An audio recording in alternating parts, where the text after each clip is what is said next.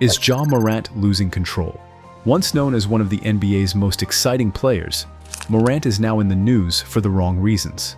On April 4, 2025, he was fined $75,000 for making an inappropriate gun gesture, marking his second incident in a week.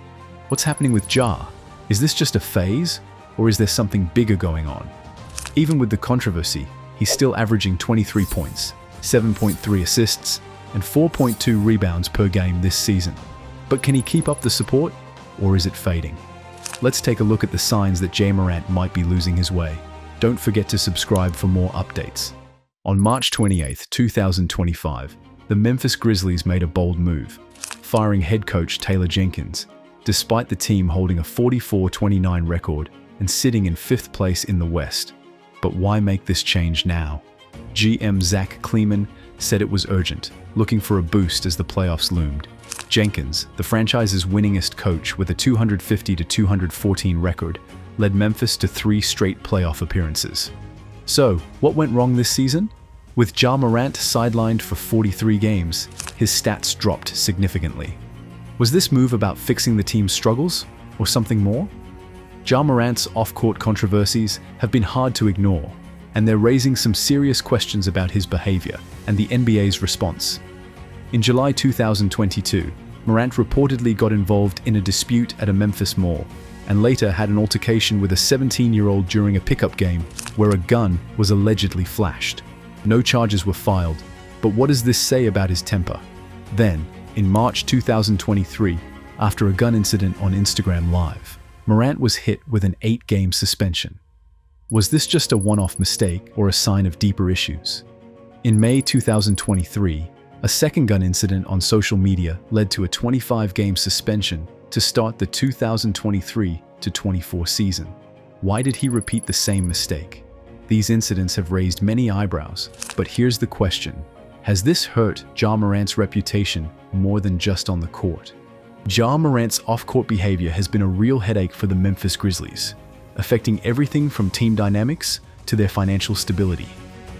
After his 2023 firearm incidents, the team struggled, especially during their playoff run. In April 2023, after a tough loss to the Los Angeles Lakers, Morant admitted that his off-the-court issues hurt the team's performance. Now, with all these incidents, how will this affect his Supermax contract eligibility? General Manager Zach Kleiman made it clear that Morant needs to prove his commitment, not just say the right things.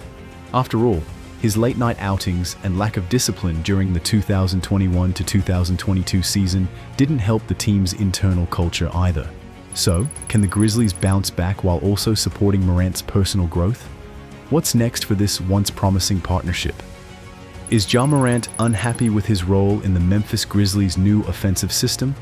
Under interim head coach Thomas Isalo, the offense shifted to prioritize off-ball movement, which took away Morant's usual ball-handling duties and reduced on-ball screens, something he thrived on.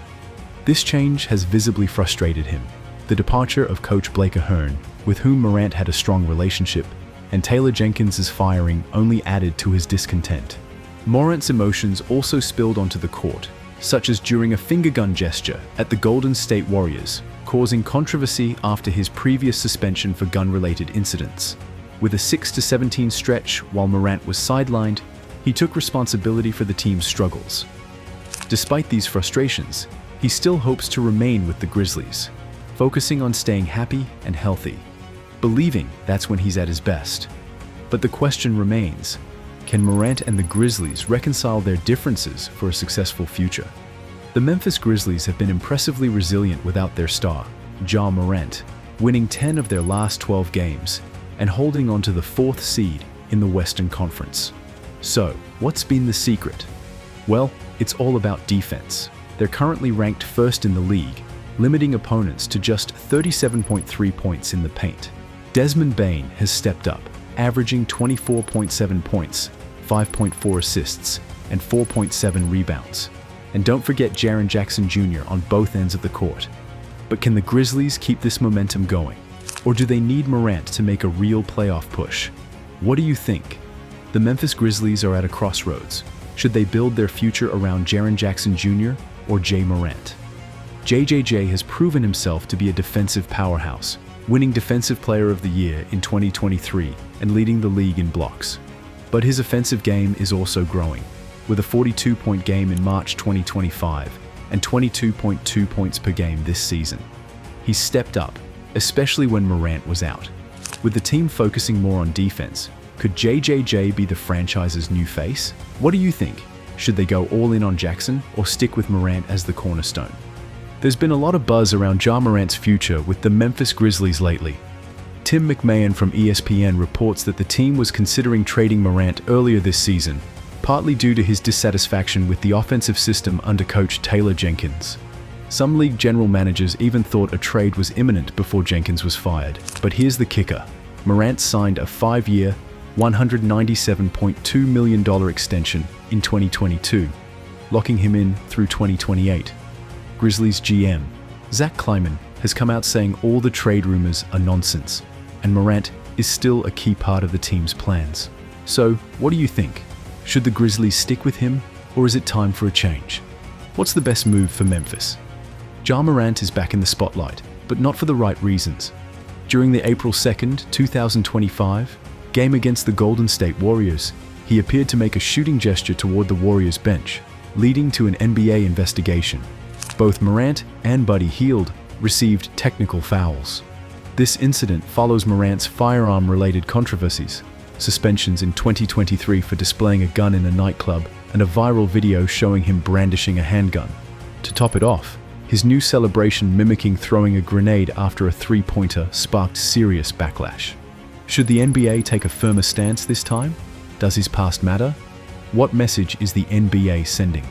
Desmond Bane's reaction to the Grizzlies' firing of head coach Taylor Jenkins reveals the complex dynamics of the team's locker room. Bane has always shown loyalty to Jenkins, often praising him for his development as a player. Despite a tense moment with Santi Aldama, Bane emphasized their close bond, saying, "Aldama was at my wedding, and I'll be at his." He took responsibility for the incident, acknowledging that his competitive nature might have crossed a line, adding, "If this is a wake-up call, so be it." With Jenkins's firing, there's clear surprise and uncertainty in the locker room, especially from Ja Morant. Do you think firing Jenkins was the right move, or will it create more instability for the Grizzlies?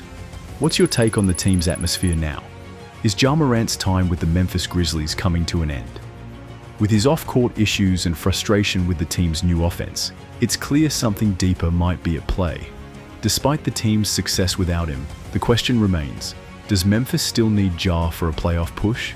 Or is Jaren Jackson Jr. the future of the franchise? What do you think? Should the Grizzlies stick with Ja, or is it time to move on?